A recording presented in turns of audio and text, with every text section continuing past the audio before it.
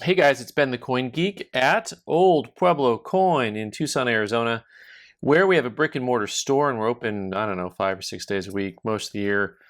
And, come and say hi. You'll meet some fine people. It's a coin shop, it's a thing.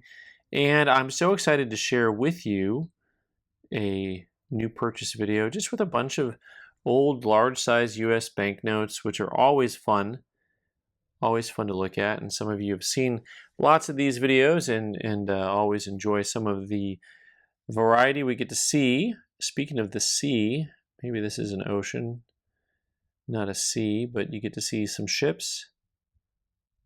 I don't see any seashells by the seashore. And a beautiful, beautiful banknote. This one is from the National Bank of Commerce in New York. And so this is a chartered bank number 733. And what's fun about this is the red seal. It has the red seal and red serial numbers, things that you don't see a lot of actually in the national world. There are, of course, more common banks like this one where you do see them. But for some of us who live out west, the red seals are usually really rare banknotes. And what's fun about this also is you have, I don't know that I'd call it a vanity signature, but it looks pretty close to vanity signature, usually when they signed the note so large that it took over part of the note. Famously, there's some, I think, Minnesota banks where the signature goes all the way up to the top. Yeah, some people like to get noticed. And this particular banknote here, I think I have it just kind of graded like fine condition. And I think this trades at roughly $475, give or take. Maybe that's within the margin of error. Next up, I actually got a couple of different wood choppers. Okay, so the wood chopper himself is the same, but I got two of these banknotes here available. Nicknamed the wood chopper because this guy here, he might have been, what was that, the 1 in 59? The 59 and 1. But there he is with his trusty hound dog and Familia. And he is chopping some wood. And this is the Spielman white signature combination, Spielman and white. And then this other one here is the Teehee Burke. And so people will collect these by signature combinations. And these are not actually signed banknotes, unlike this earlier banknote, which is also what makes some of these banknotes so cool, because you'll see these also had the signature. So this is Lions and Roberts, Lions and Tigers and Roberts, oh my. So it had the pre-printed signatures from the feds, and then in the meantime, you get these, the locals get to sign their own autographs to them. Later on, those, of course, were actually printed on there. Both of these notes are running at probably that low VF range to high fine range, couple hundred, $240 type notes on those guys. Respectively. And here is Chief Wanapapa, this Chief, super popular banknote. Here's another note that is well worn. Grading banknotes I find to be sometimes and in some ways easier, at least in the circulated grades, than grading the US coinage or any other coinages. This one I have marked at a VF. I should mark it as a 20. It's probably just a low-end VF. Friedberg 281. So the Friedberg, those FR numbers are referring to the book that we use to reference the banknotes based on their signature combination, denomination, and their series. So silver certificate, Federal Reserve note. And just super cool to look at the details. So the fun thing about banknotes in general is you could really just spend all day exploring the intricacies. And I know US coin collectors that kind of do the same thing, where they'll just stare at the fine details. Here's another 5. That V is a 5. It's kind of like how many 5s are on a $5 bill. So we've got 1, 2, 3, 4, 5, 6, 7, 8, 9, 10, 11, 12. I don't know. I stopped counting and started singing instead. That is definitely a party foul. There's the big V in the middle. But lots of 5s, and that's just on one side. And of course, the chief side of the note, lots of times note collectors will pay for a note just with eye appeal in mind also. just how clean is the note, not just how wrinkly, but also is it very dirty. But that runs into the same problem that you run into with coins, which is people will wash and clean banknotes, and it will leave them less desirable. Here's a note that I don't think that I've really had very frequently. Can you guess the nickname for this note? It's a $10 silver certificate, and of course, so you see silver dollars, and you see the 10 and the 10, and series number, series date, 1891. 10 silver certificate. Once again, you can count the 10s. I got 2 10s showing right there. So this is known as a tombstone because of the way that he's framed up here in a gravestone, tombstone type image. But very, very neat looking note. Of course, a lot of US currency has a nickname for the notes, whichever notes they are. Here you've got 4 10s that are obvious again. You got the X's for 10s and the other 10s. Also, just this 1890 stuff in general, the early 1890s, there's a couple of different banknotes that have a very similar, nice big open field to them with kind of just intricate designs in the center, woven designs. They remind me of that. Did any of you guys have that game as a kid where it was like a piece of paper and then a pen, and then it was interlocking grooves on the edges, and you rotated it around manually, and it would just start laying out design work on it? It's a whole thing. Some of you will know what I'm talking about. And then, of course, this is the guarantee that the certificate, this certifies that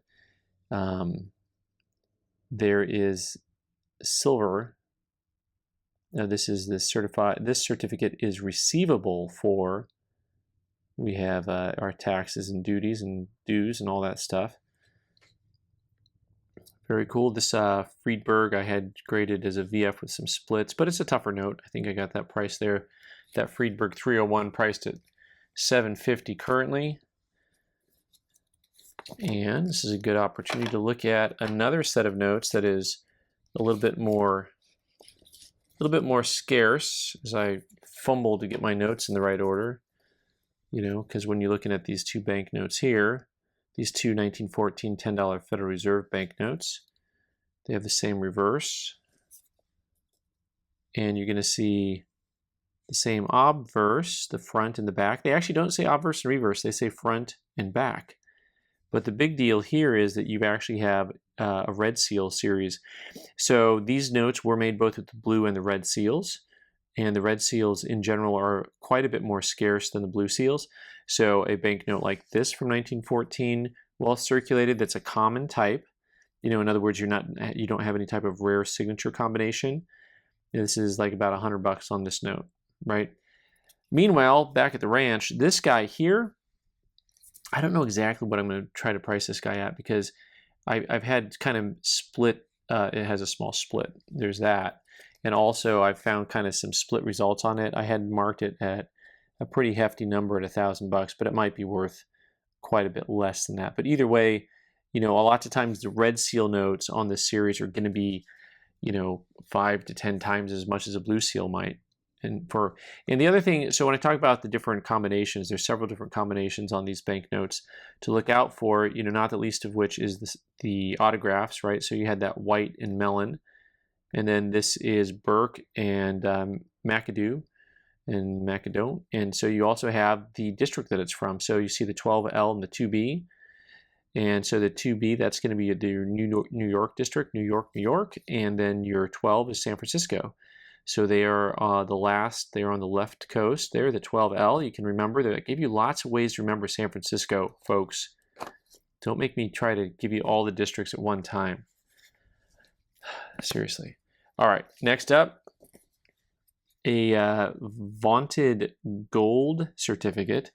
These guys are actually really pretty affordable. This 1922 series, $10.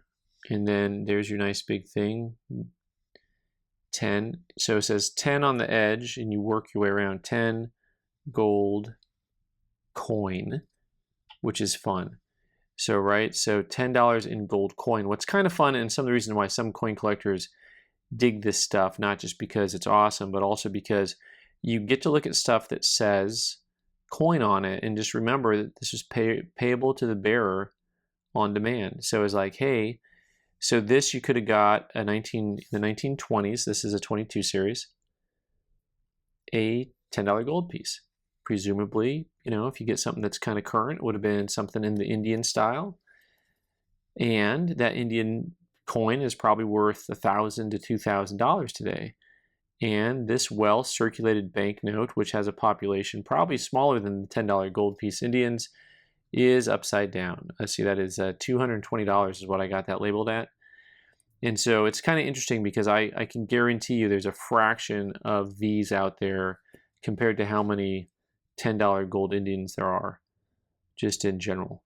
But people didn't save banknotes, and banknotes I think are still generally somewhat under collected. Here's one of my favorite notes.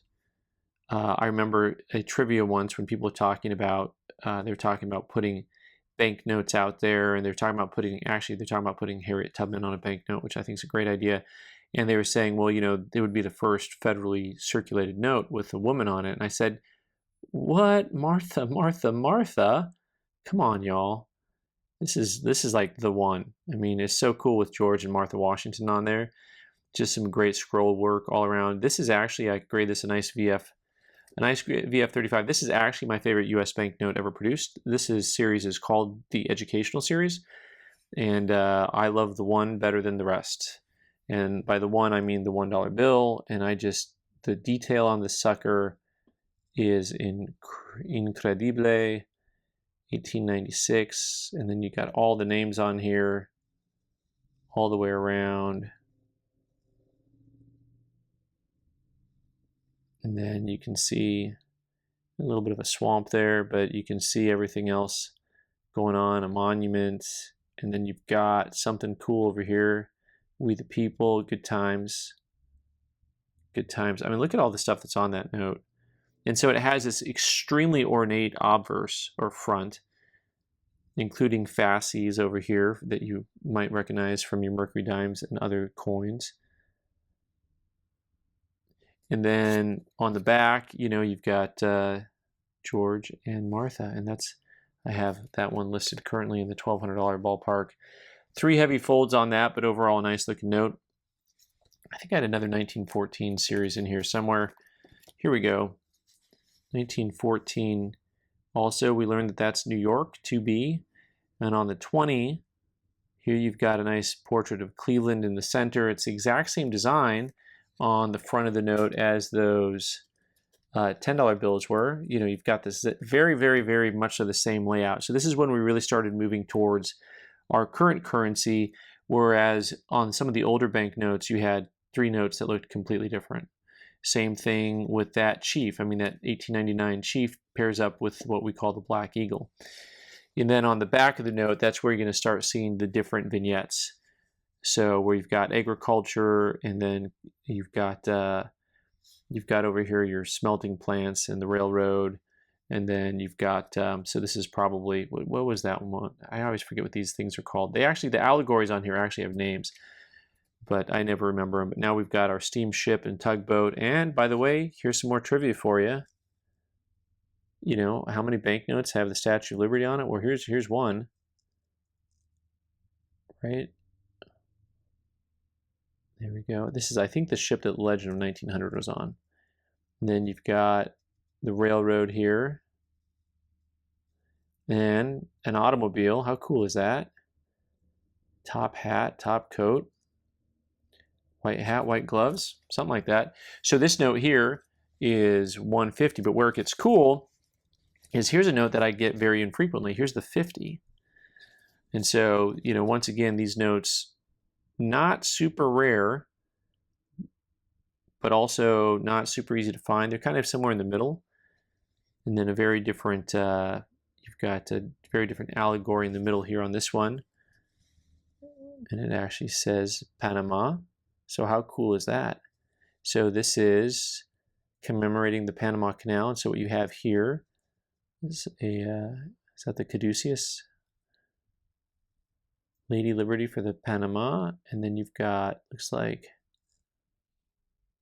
you know, a military ship coming through one side.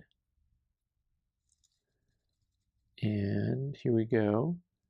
This one here appears to be more of just a freight liner coming on down. All those fun little things. What's back here? Is that another ship? Oh, I'm sailing away. Come sail away with me. That definitely has a sail ship on it. So this one, Friedberg 1030, I'm calling it a fine plus at 375. That seems like a value to me. Maybe I underpriced that one. And last but not least, did we learn something today about the color of ink, folks? How about a red seal 1923? So these 1923s we see frequently, but they'll have the blue seal and blue serial number. And so this note here, the red seal on this, I think they only have one Friedberg number, if I recall, Friedberg 40. Maybe I'm off on that, but I think there's just the Spielman white, but or maybe I'm confusing it with the small size note actually. Either way, the point is the red seals are scarce notes, and this note, I think I was calling it an XF40, might be a VF35. It's got a little bit of a trifold going on in there, but overall a really good looking note. Really good looking note there. Just has a pretty eye appeal to it, and then I had labeled it 400 on this guy. So kind of some fun stuff. Oh yeah, and if you want anything from Rochester, this is Rochester, Pennsylvania. That's like your bonus note here. It's like your bonus fry. 250 on that guy. So if you're from Rochester, Pennsylvania, now's the time to start collecting. All right, guys. Thanks so much. I'm Ben the Coin Geek. You can subscribe by clicking on the owl button in the corner and watch more videos on the right side of the screen. Thanks.